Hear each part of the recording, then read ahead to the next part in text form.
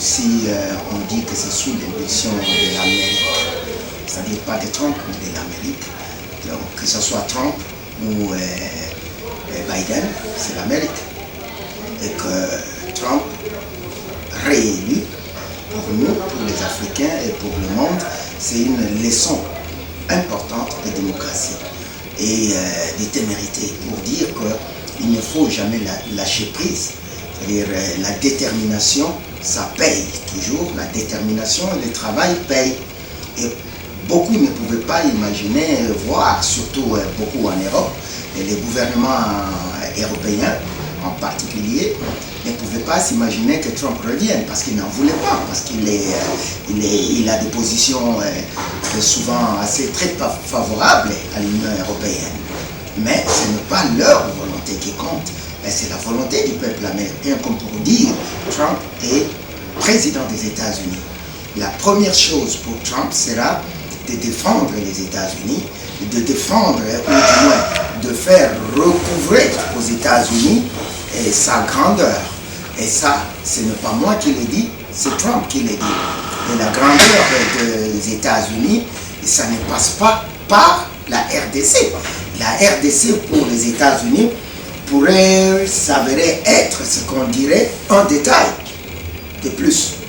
Parce qu'on n'est qu'un partenaire parmi d'autres partenaires, même si c'est un partenaire très stratégique. Mais en dépit de cela, considérer que la position parfois des États-Unis vis-à-vis de notre pays a été assez questionnable, notamment par rapport à la question à l'Est.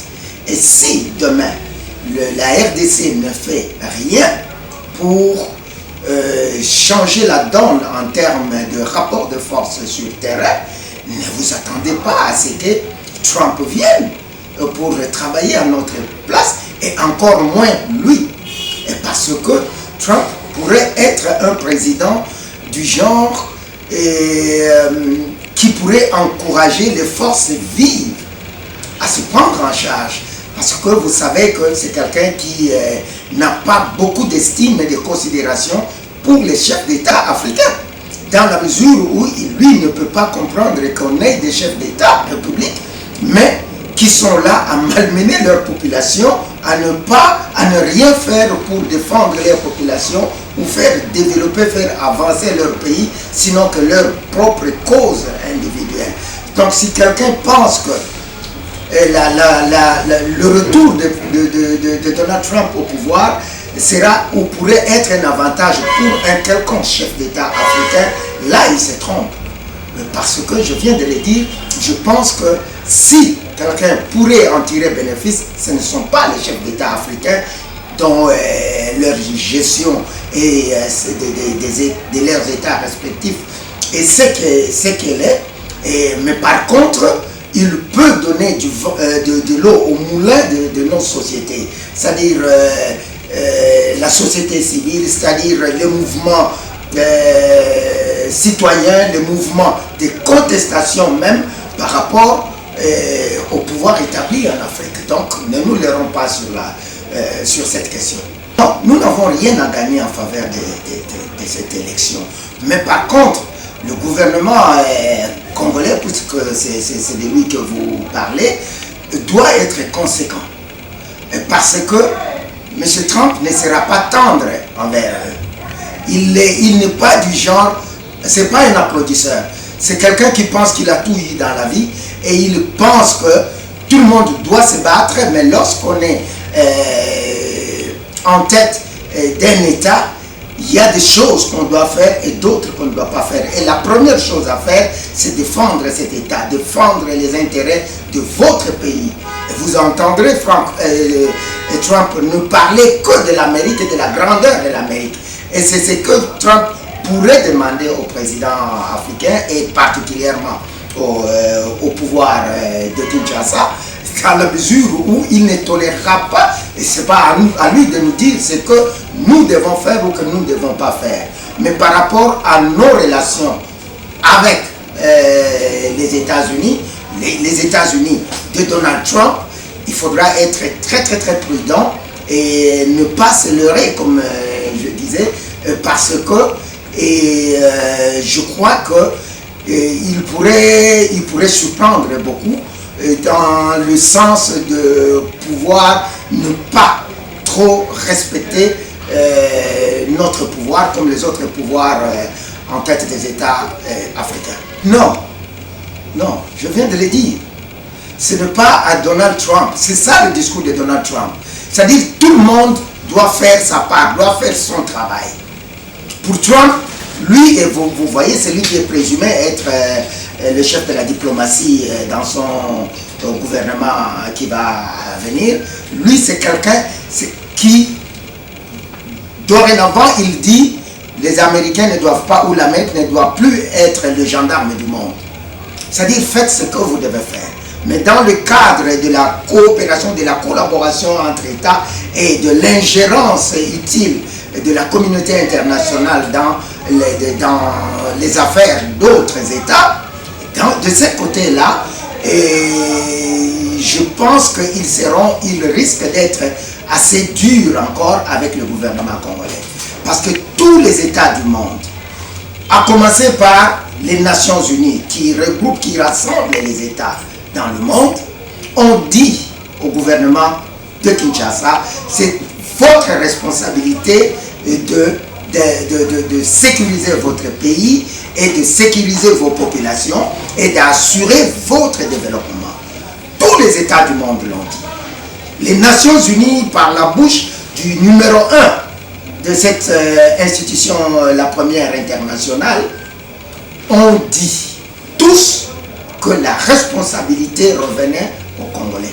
N'attendez pas que Trump, qui est dans cette ligne, pour qui c'est ça la vision du monde, c'est-à-dire chaque président doit assurer le bien-être de son peuple, et dans le cadre de la collaboration bilatérale, des relations bilatérales, on peut bénéficier d'une certaine attention, mais à condition que nous jouions franc jeu, que nous assumions nos responsabilités d'abord, parce que ce ne sont pas des militaires américains qui viendront tomber au champ de bataille en RDC, mais ce sont des militaires congolais et tous les services qui vont avec, qui vont se battre pour sécuriser leurs frontières, pour, comment on dit, bouter dehors tous ceux qui sont de force, toute force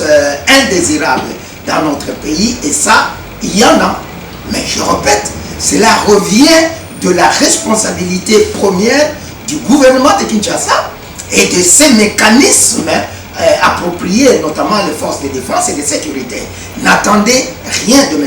Trump, parce que lui ne sera là que pour assurer les intérêts de l'Amérique, pour garantir une Amérique encore plus forte, parce qu'il pense que l'Amérique a beaucoup perdu. Et ça sera dans beaucoup d'autres domaines qui ensemble feront que l'Amérique puisse... On est en une période où le monde se refaçonne avec la montée de BRICS, avec tous les autres mécanismes au niveau des alliances qui se font et qui se défont. Et l'ordre ancien, vous l'avez entendu, beaucoup de présidents, surtout les présidents français en parlaient, l'ordre de gouvernance mondiale ancien est en train de changer. On va aller dans un nouvel ordre mondial. Et ce nouvel ordre mondial, il sous-entend, ou il sous-tend quoi? Il sous-tend, n'est-ce pas? Et le rapport de force. Qu'est-ce que je peux tirer de vous?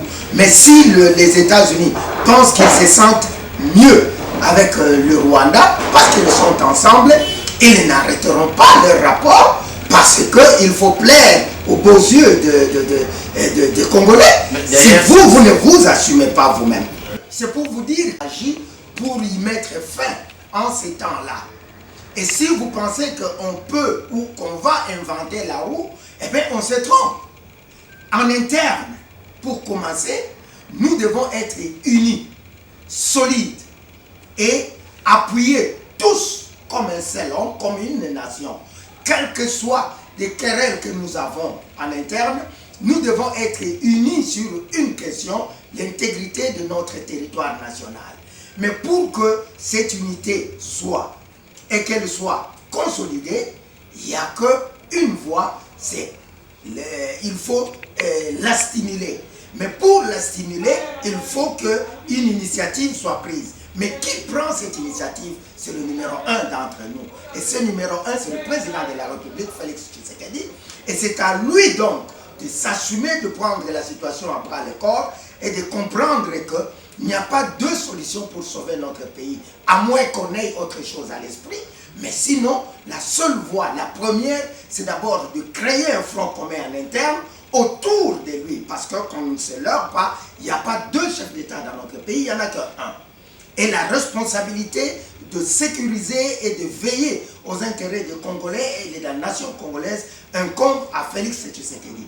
Et à lui de s'assumer parce que c'est lui qui sera mis devant la barre demain pour savoir, pour nous dire qu'a-t-il fait de cet héritage qu'il avait reçu.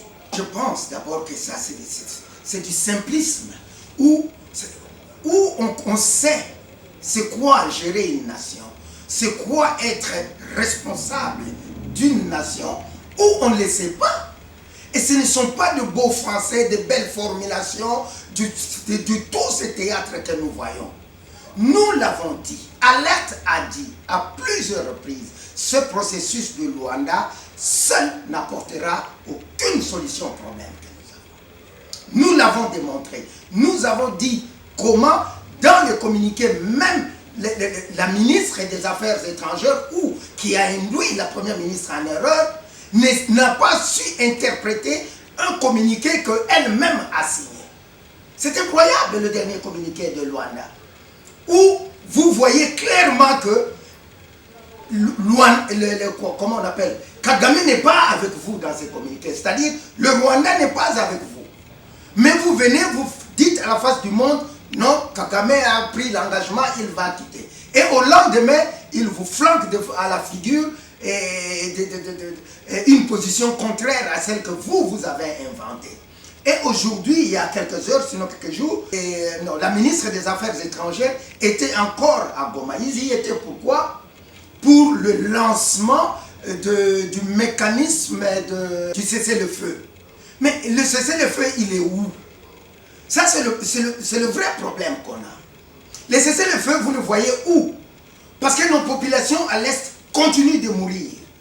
Et les forces autres que les forces régaliennes de sécurité et de défense de notre pays sont en train de gagner du terrain. On nous dit qu'il y en a qui se réjouissent d'avoir récupéré peut-être une localité par des forces régulières. Mais qu'est-ce que c'est que récupérer une localité? Pourquoi ou comment l'avez-vous perdu? Nous sommes la société civile.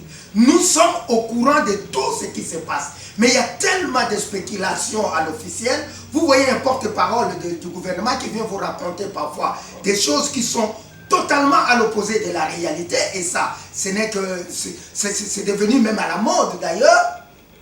Alors qu'en réalité, on devrait regarder la chose en face et trouver des solutions qui soient des solutions durables et conséquentes. Kamere, devant le perchoir, il s'attaque à la première ministre. Est-ce que c'est ça la façon de faire? Nous sommes un État. Il y a des mécanismes, il y a des canaux de communication. En toute responsabilité. Si la première ministre était là, qu'elle était interpellée, on pourrait lui poser des questions, qu'elle se justifie. Mais vous êtes là, comme seul, entre vous, vous commencez à crier alors que vous avez... Eh bien, la seule chose qu'il aurait fait Vital Kamerhe, c'est d'initier une motion de défiance, qu'il fasse tomber la première ministre de ce gouvernement, parce qu'il a considéré que c'était une faute extrêmement grave, puisque ça l'est. Mais est-ce que la faute commence par là? Est-ce que l'Assemblée nationale joue son rôle? Non. Mais bien sûr que c'est du populisme pur et simple. Et ça, c'est répugnant. Nous ne pouvons pas accepter pendant que nous sommes dans une situation catastrophique. Ce qu'il a dit sont des choses réelles, mais la façon dont il l'a dit n'est pas correcte. Soyons corrects envers nous. Ne cherchons pas de la popularité. Ce n'est pas Kamerhe qui va chercher la popularité, il est populaire. Mais c'est-à-dire que dans sa position, il n'a plus besoin de ça. Le pays souffre et Kamere en sait mieux que quiconque. Alors, il connaît et il a la manette pour donner des orientations. Qu'il ne fasse que ça. Mais ne venez pas devant le perchoir et tu commences à raconter des histoires pour que nous on t'acclame. Non, on ne t'acclamera pas. Parce que le fait d'avoir parlé comme ça n'arrête pas la guerre à l'Est. Ça ne cesse pas de morts et des exactions qu'il y a dans le nord Kivu, dans Ituri, dans le sud Kivu et tout le reste de ce que nous déplorons dans la vie. Non, il faut que l'Assemblée, ce que nous appelons Assemblée nationale, joue pleinement son rôle si vraiment elle est la représentation populaire. Mais qu'ils arrêtent. Mais quel est son rôle? C'est ce que je dis. Vous avez la commande. Eh bien, agissez. Interpellez. Sanctionnez. Prenez des actes conséquents pour faire changer le cours des choses. Mais ne passez pas là à crier. Vous pouvez crier du matin au soir. Ça change quoi la situation à l'Est? Ça change quoi ici dans le Maïndombe à la porte de Kinshasa? Rien. Vous ne le faites que devant la télé parce qu'il y a des caméras pointées devant vous et vous voulez que la population vous écoute pour dire que ah voilà, ils nous défendent. Non, ces gens-là ne nous défendent pas. Ils sont là pour de gros salaires qu'ils se sont faits et c'est pour ça que Alerte RDC avait proposé le plan de contingence dans lequel il faut réduire au maximum le traitement ou les émoluments de toutes ces personnes-là, l'Assemblée nationale, le Sénat, le gouvernement, les mandataires, tous ces gens politiques là-bas. Le plus grand salaire devra être, le maximum c'est 5 000 $. Et le reste va suivre. Comme ça, on va écarter les gens sur cette voie de la politique où l'on pense que c'est là. La politique, c'est un apostolat. On ne vient pas pour devenir riche. Et cette donne-là doit changer. Et la Alerte RDC ne veut que ça. Aujourd'hui, il faut avoir le courage de se regarder en face et de dire que rien ne marche. Rien ne marche parce que la politique est devenue ce qui paye. Donc, ça dit, il faut venir dans la politique. Vous pouvez voler impunément, vous pouvez détourner. Et vous voyez, aujourd'hui, on déplore tout ce qu'on déplore là. Vous voyez cette mesure, je ne sais pas moi comment la taxe qu'ils ont pris dans la ville de Kinshasa. Est-ce qu'ils ont adressé le problème? Ces pauvres policiers ou autres agents qu'ils ont placés dans la rue pour réguler un peu, si vraiment ils régulent la circulation, et ça restera jusqu'à quand? Ils vont tenir combien de temps? Parce qu'on n'adresse pas le vrai problème. Le vrai problème c'est quoi? C'est la corruption. Le vrai problème c'est quoi? Ce sont les détournements. Tous ces gens-là sont des voleurs à 99%. Ils détournent les deniers publics. Et vous voulez que le pays marche? Non, il ne va pas marcher. Vous voulez qu'il n'y ait pas d'embouteillage? Bien sûr qu'il y en aura. Pourquoi? Parce que les routes ne sont pas construites. On vous donne de l'argent pour construire les routes, vous détournez. On vous donne de l'argent pour faire donner de l'eau aux gens ou de l'électricité, vous détournez. Et après, vous passez à la télé pour vous vanter et donner des justifications. Vous croyez que nous sommes des cons? Eh bien, il viendra un moment où la population devra se prendre en charge. Il faudra qu'elle comprenne que, eh bien, ceux à qui ils ont laissé prendre le pouvoir, ils n'arrivent pas à jouer leur rôle. Et qui doit le faire? Eh bien, quand on est fatigué, on est fatigué. Je suis désolé.